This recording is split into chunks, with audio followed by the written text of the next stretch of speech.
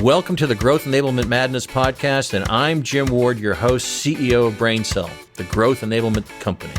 I'm absolutely mad about helping businesses grow and scale. And in this podcast, my team and I get a chance to talk shop with industry thought leaders about a variety of growth enablement strategies, stories, and technology trends. I'm happy that you're here, so let's get the growth conversation started.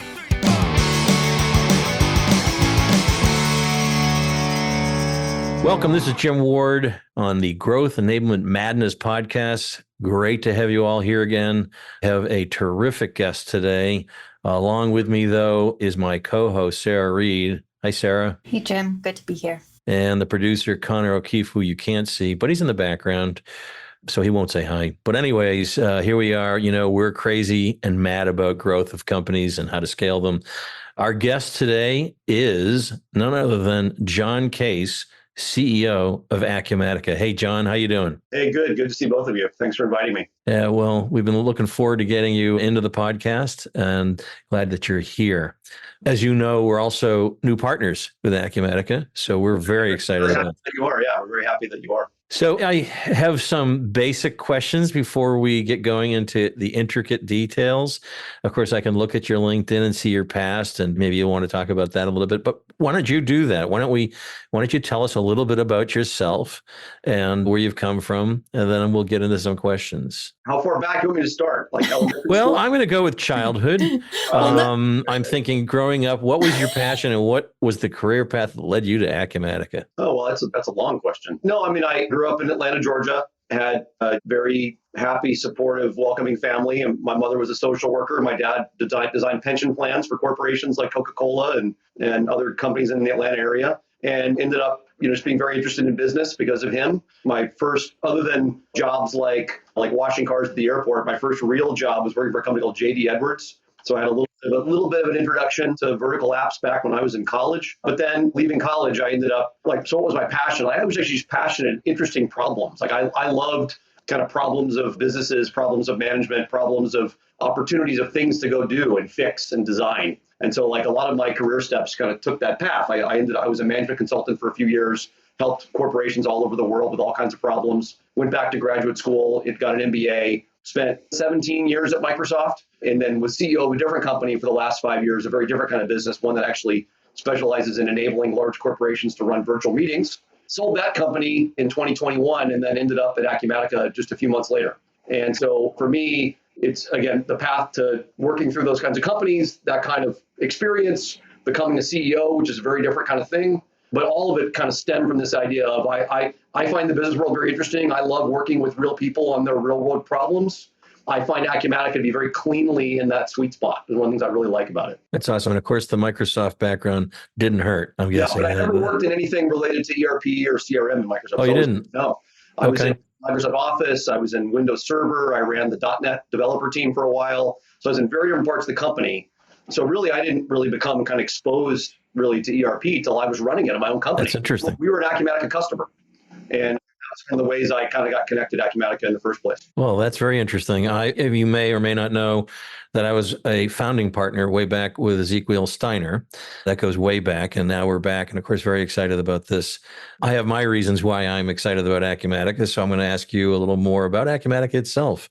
Can you give us a high-level overview of Acumatica's cloud-based ERP software and how it differs from the other products in the marketplace? That's a really good question. I think it's a very rich question also. I think first of all, we believe one of the fundamental differences is that we are a cloud-native architecture. Built that in the beginning. We are a SaaS business. We specialize in all the reasons that SaaS works for companies, everything from modern technology to future-proofing to keeping your data in a safe place, et cetera. All those benefits are there. So that's one big thing. Second big thing I think for us is that we really specialize in a certain customer size and demographic is what I like to call it. And so we're not building for, massive $1 trillion global corporations. We're building for small, medium enterprises. Okay. And I think it really separates us. A typical customer from us is 20, 30, 50, 100, maybe even 300, 400 employees. That's the zone. We think that we can build software that really makes the world better for that kind of company, for that kind of owner, for that kind of financial operator. And that's the second big thing, is that we build for that size, that company size. And the third big thing is, and we really have a great industry outlook, like vertical, but we call it industry outlook. We have editions that are the vast majority of what we do with our customers and partners, specializing in things like construction, distribution, manufacturing, retail. We just announced another one, professional services, that we're going to launch in the upcoming months. And the whole point of that is to say, we're not only building for a certain company size, we're building for a certain specific company profile. So we can put things into our tools that are unique and specialized for that type of company. You're a North American manufacturer, a couple $100 million business. We have a perfect tool for you. That's how we got started. But really, that's catapulted forward in the last 3 or 4 years, that industry-specific focus. So the cloud's the basis of it, but it's also about that who we build for and what are the kinds of tools we're building and what's the specialization there. So I know you've been architected purely for the web and the cloud, but do you allow on-premise? We historically did, but that's not something we sell today. We allow hosting. There's a way, like certain regulated industries, things like that, you can do work on what we would call PCS, private cloud, either hosted by a partner or a third party. But we don't do on-prem anymore. So if it was HIPAA, something like that, you might go private. We have partners that can do that. We have partners that have a Gov Cloud. We have partners that can work in other regulated parts of the world. But no, we don't do on-prem. Got it. Our vision as a partner is to help companies grow and scale. It's as simple as that. Can you tell me how Acumatica does that in manufacturing industries or the other segments you're talking about? What kinds of things does Acumatica do to improve scale, efficiencies, et cetera? Yeah, and I think there's lots of dimensions to growth. And I think that's one of the reasons I was excited about kind of joining you and talking about this. I think the first thing we don't do is we don't put unnecessary licensing and obligations on the customer. Our licensing is not based on user base. You can have unlimited users in the kind of core product set.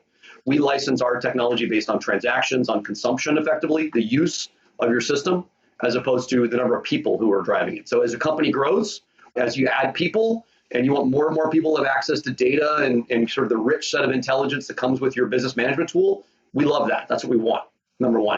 Number two, I actually think the cloud is a big part of that. I think part of the real nature in us being able to we run primarily in AWS.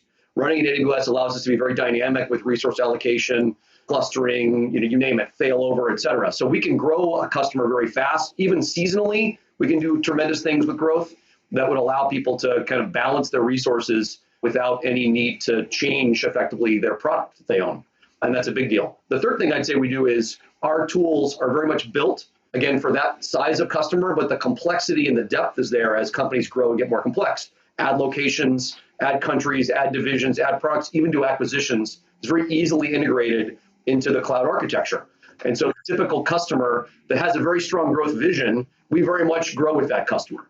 And that's a big part of what we say in our marketing and our selling and our partner communications is we'll grow with you. You start here, but everyone aspires to be $1 billion business. We will grow with you. We have a whole set of customers that have done that. And we believe we'll be able to provide for them for as long as our companies exist. Yeah. So let's go back to the licensing model, because most companies, I want to make sure the listeners understand that this is one of the differentiators.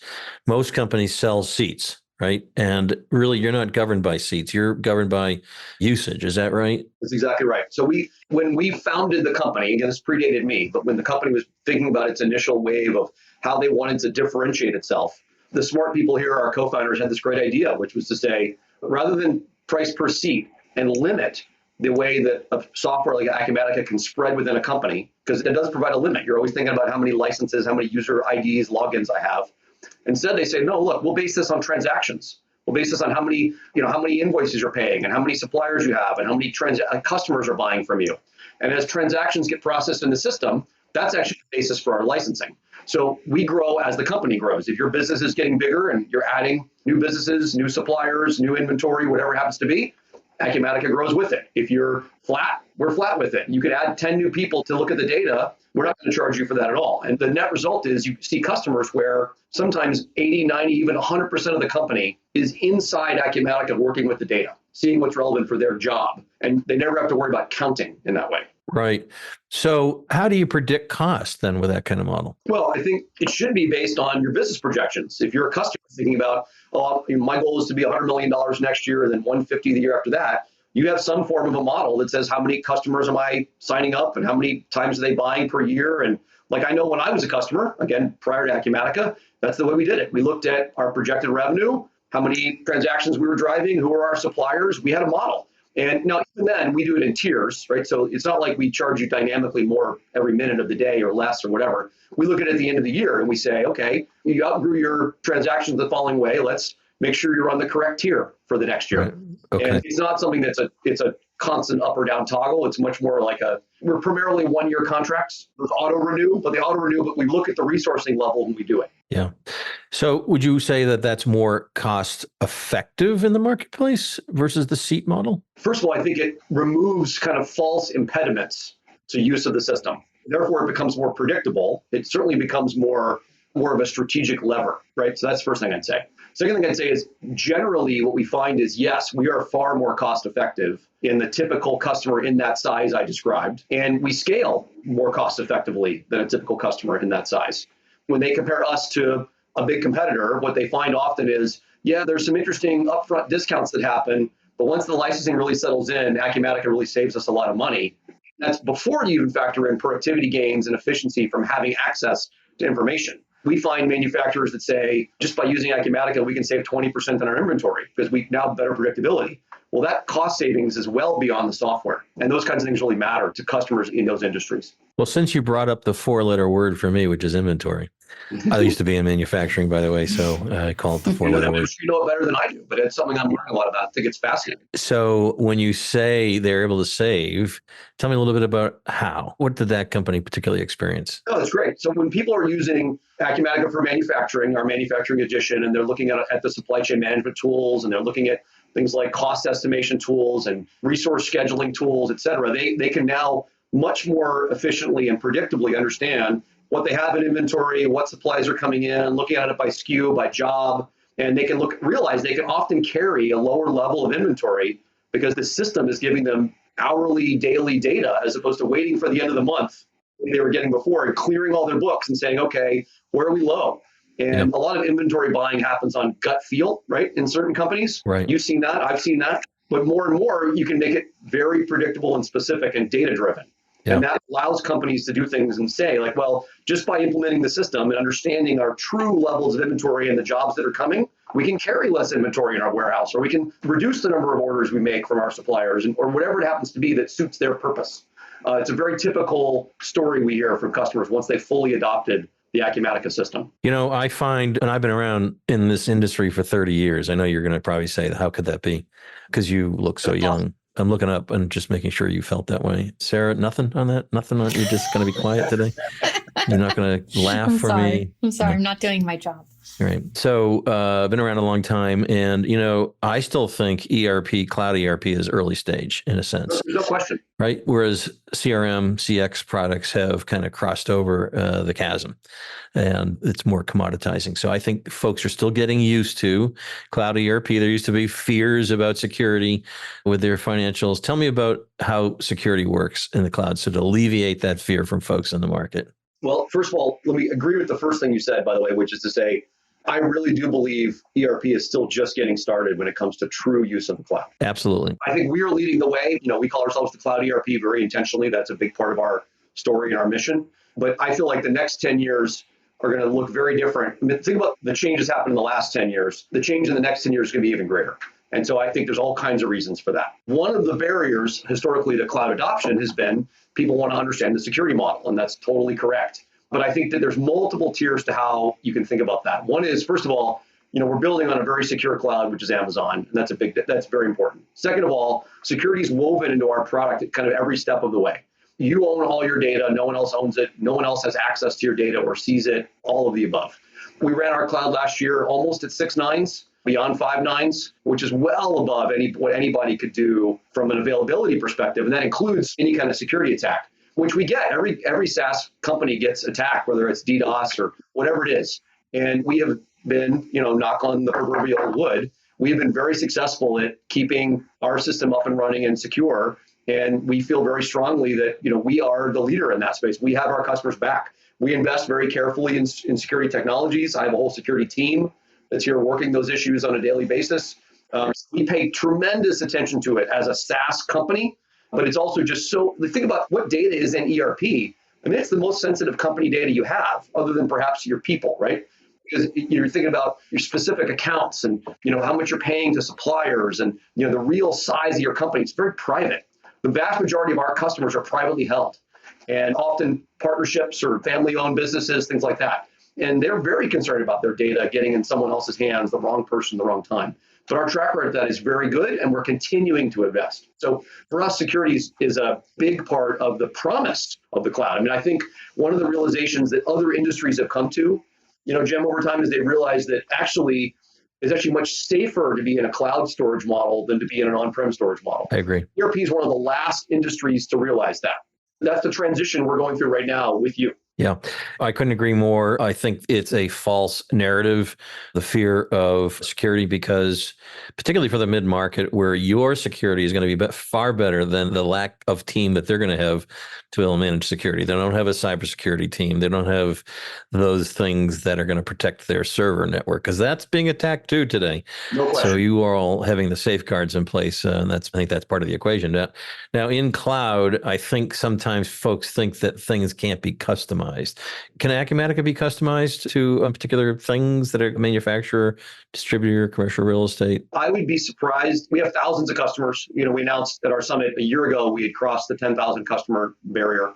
I'd be surprised if there was any two customers who had the same deployment. Okay. I'm saying that in an extreme way, but I mean it. We have always led from the promise of flexibility and customization. I mean, you can sort of say, what's customization? What's configuration? What's, there's barriers or tiers to that. But we allow our good partner network, our VARs, and developers who work on the system to do all kinds of work to bring in unique ISVs or specific internal systems that have been created, or unique ways that people want to use accounting, international thing, whatever it happens to be. And so we have hundreds of ISVs that connect to the Acumatica system. All of that comes with unique and interesting data. But every customer, more relevantly, every customer has its own view of how they want to track accounts or do project accounting or whatever it is.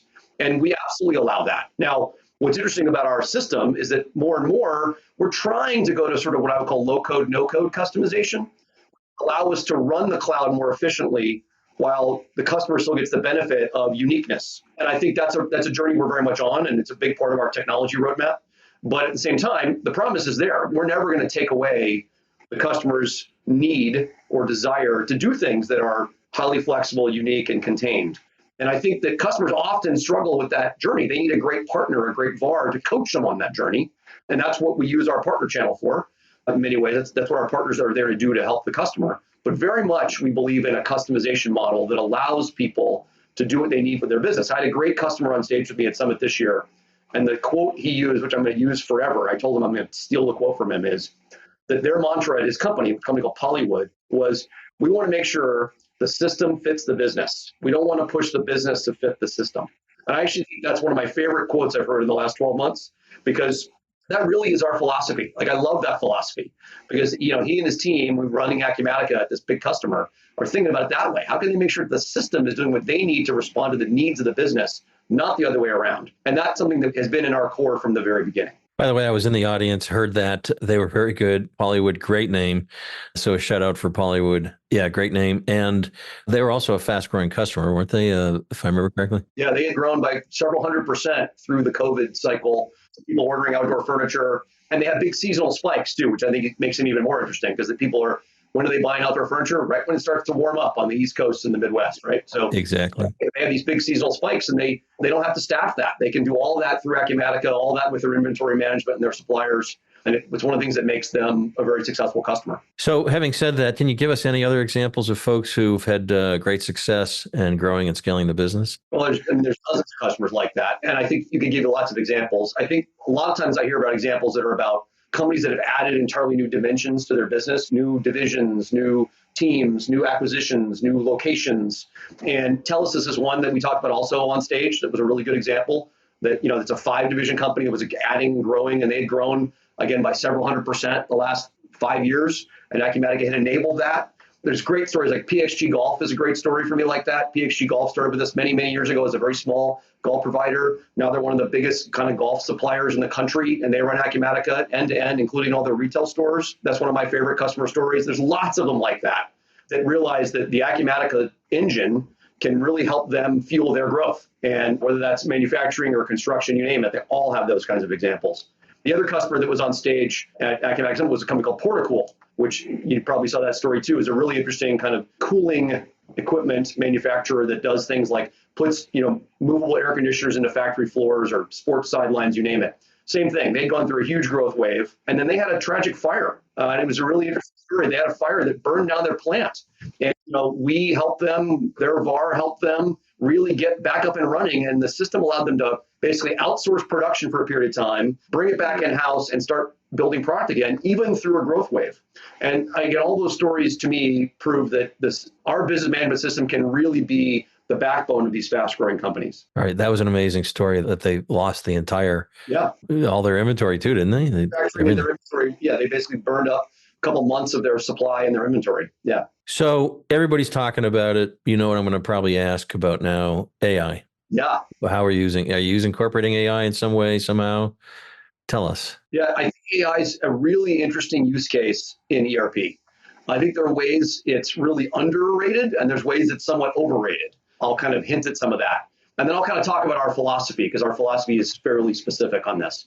If you think about the core of ERP and business management, it's transactions, it's accounts, it's GAAP accounting, it's a ledger, right? And then all the other functions peel off from that ledger.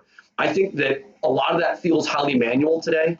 And it's my belief in a few years that a lot of that will be more automated, and AI can help with that. The payroll runs that people start, or the manual entry of a new order, or whatever happens to be, I think AI can really jumpstart a lot of the manual process. So the first big thing I foresee in AI for companies like Acumatica is customers will get great benefit from a smart system that's automated. And so we're trying to build that in, where there's a bunch of ways. We have dozens of projects underway. We're trying to build in automation to make the system smarter so that customers don't have to replicate the same behavior over and over again, or don't have to do the same tasks that feel manual, even though it's still going into a digital system.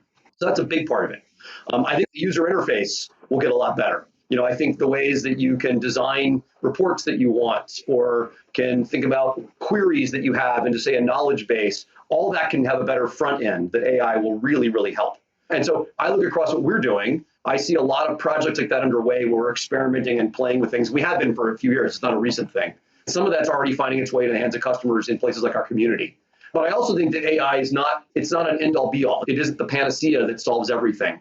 Every company still has uniqueness. Every company still will have a specific way they want to go to market. Every company will have a specific way they want to think about their suppliers or their inventory, whatever it happens to be. And so there's still a lot of it that will get personalized or configured. And AI can't solve that for you. All it can do is give you a faster way down the road. So what I'd like to see in a few years is a system that says, hey, we can do implementations 25% faster. You can change your reports much more rapidly. It gives you more flexibility rather than it does the work for you. And I think that's what's happening. That's what I foresee happening with AI. Now, AI also has a set of, what I would call questions, right? Like, is it safe? Is it secure? We have what we call principles, and we're about to release something we call our principles of innovation. And that's basically saying to the industry, here's how we will treat AI and data, right? So we have 3 principles. And the first one is, it has to be practical, right? Any AI advance we do has to be something that solves a real world problem for customers. It can't just be something that we do because it sounds interesting and unique, right? And then it has to be responsible, right? Responsible basically means we aren't going to do anything to jeopardize data for the sake of AI, right? We want to treat that data with the safest, most careful hands we can. We have a data model we already believe in. We believe customers own their data, not us. Therefore, you can move it to someone else one day if you wanted to. We will abide by all of that, even in an AI world, okay? And then valuable, like we won't do things, again, for the sake of an experiment. So like valuable for us, the third principle is basically about, is this something that the market, the industry will find interesting and useful? Like, is it going to measurably move the value of ERP forward, as opposed to, it's just an interesting idea I had, let's play with it. So now, to do all that, we have to experiment. We have to try things. We have to use the data that exists. And a lot of it is a data challenge more than it is an AI challenge, by the way. Data is the biggest part of the problem, not the answer to everything. But for us, that's how we're approaching the problem. And I do think that all these products will get better. But I also sense, you can look around the industry, you don't see ERP companies touting AI as the next great vision for their product, because they all sort of see the practicalities of it. There is still personalization. There is still configuration that has to take place. It doesn't solve every problem. You're never going to have a fully automated AI system running your accounting. That's just not possible. But can it make the whole thing better? Absolutely. And that's what we believe. Sarah, did you have any questions you had? I know your eyebrows went up and made me think there's a thought in your head. And No, by the way, I'm just curious, though. This is John Case, thought. right? This is not a bot, right? You are John. You can prove it. Well, as far as I know, I'm me. Yeah, that's okay. Right. I have no way of checking, Oh, right. Yeah.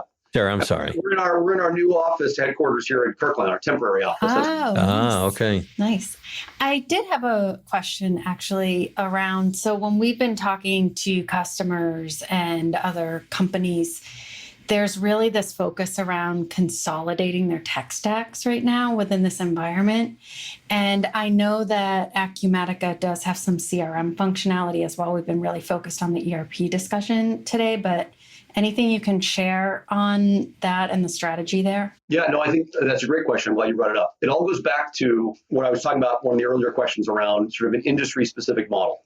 We do have a CRM tool. We don't sell it standalone. We only sell it with our ERP, right? We have a payroll tool, right? We don't sell it standalone. We only sell it with our ERP. So in each of those industries, what you find is there are things like project management can be very specific to construction or manufacturing, or human resources management, et cetera, et cetera. So more and more what I hear from customers, to your point, Sarah, is people are saying, look, what's my backbone? What's the hub, right? And what are the spokes? And some of them, for like our CRM tool, for example, is designed for that kind of company stage and size. It's not going to replace Salesforce at a giant multinational corporation. It's not what it's designed for. It's designed to be a very good, secure, well-integrated CRM tool that plugs into the ERP very deeply. Same with our payroll tool for construction. Same with our, you name it. So all these things. And we have third-party ISV products that do the same things, or in some cases better, or add to our functionality. So what customers tell me is once they make the decision to use Acumatica as that kind of hub, they can pick some of these modules that we have,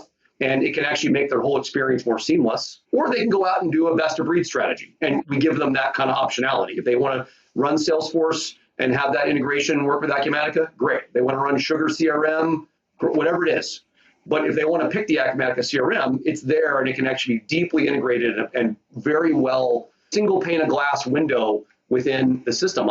We use our own CRM here. I can look up the name of any customer, any partner within my business management tool, in the same reports, looking at the same. So it's an immediate click. I don't have to jump to another app to do it. And some customers find that very attractive. And now, granted, we're not chasing the Salesforces of the world with our CRM functionality. We're building functionality we think suits our customer demographic in the industries like I talked about. And if that's a strategy people want, then that's what we're delivering. Does that answer your question? Yeah, that was great. Thank you. No more eyebrows going up for other questions there, Sarah? You asked a question. I had a thought around the other thing that usually comes up when we're talking, because we've been in the ERP business for quite some time, and we still have customers that are hesitant to make that move from on-prem to a true cloud accounting solution. And data security is one of the common things that we talked about. But any advice for even maybe a champion within a company that's understands the value of moving to cloud and how they can communicate that to their CFO? Yeah, I think, it's a really interesting discussion. I kind of started Acumatica a couple of years ago thinking, okay, all these legacy companies, it's going to be fairly straightforward to persuade them to move. And it turns out that's not the case. That actually companies go through a very logical lifespan where they think about their technology and they think about their digital transformation.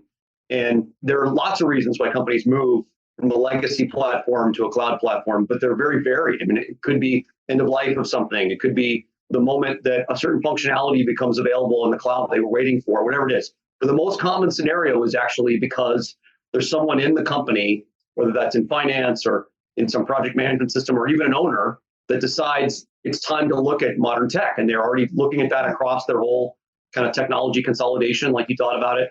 And there is a champion, and that champion is often, again, in the ownership group or the finance group, often the CFO or maybe the controller. And they've said, there's so much benefit from a cloud ERP system. Shouldn't we be looking at it? A lot of companies will look at it and think about it and come back a year later or a year after that. But when they eventually move, it's because there was that person inside the company that really pushed the button and said, it's time we started thinking about getting the benefits of this. And sometimes it's because their competitors do it and they feel like they're late to the party, or maybe their friends refer them to something. Hey, we switched to this new cloud ERP system and it's been magical for us. And that's a very typical story, and one that we would like to replicate. I think that's actually what happens in a lot of these companies. Maybe it's an ownership transition.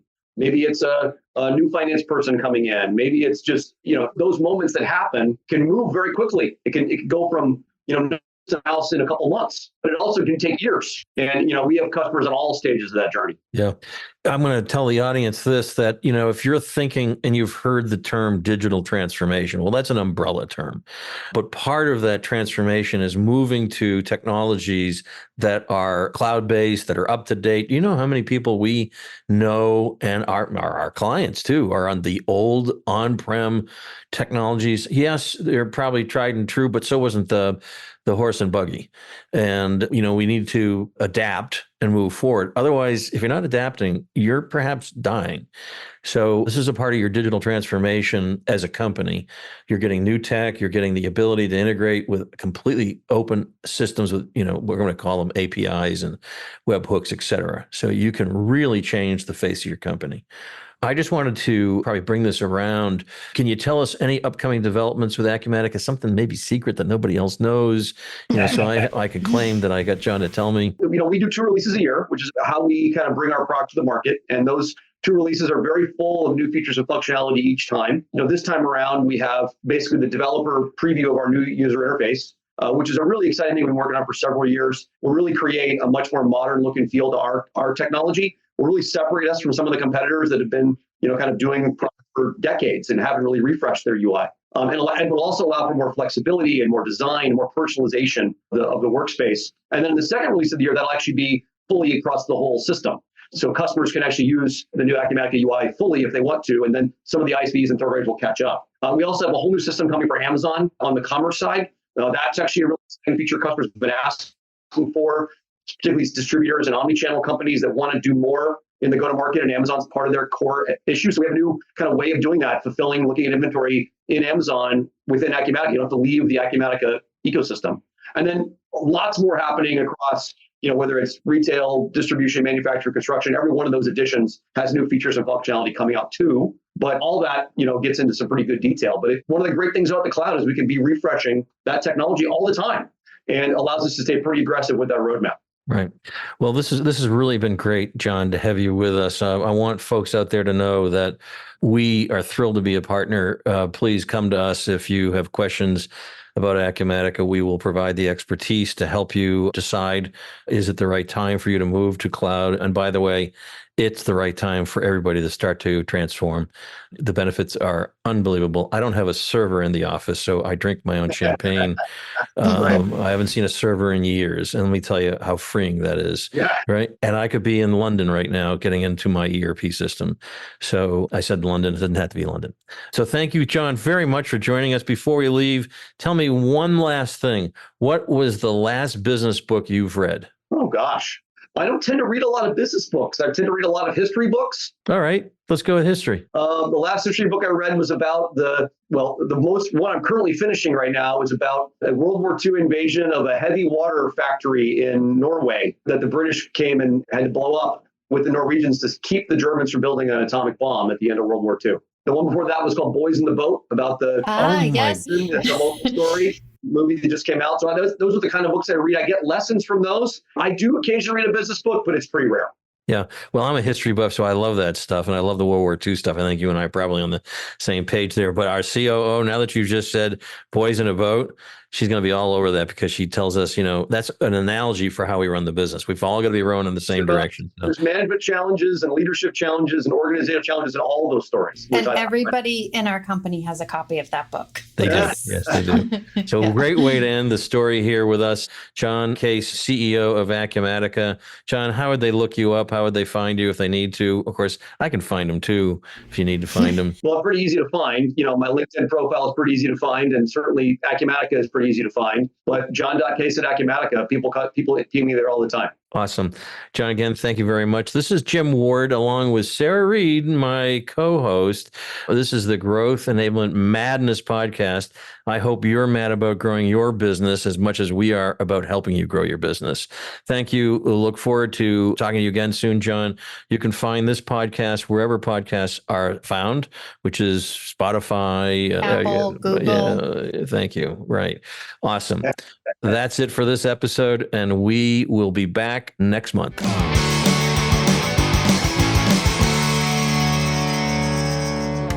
Thank you for listening to this episode of Growth Enablement Madness podcast. I also want to thank Divinio Podcast for this episode's production and distribution. Finally, thank you to Sam Ward for our musical introduction and outro. Be sure to check out all of our episodes wherever you listen to your podcasts, including Spotify, Apple Podcasts, Google Podcasts, and more. New episodes are available monthly and cover all important topics for growing and scaling your business. Until next time, this is Jim Ward signing off. Let's grow.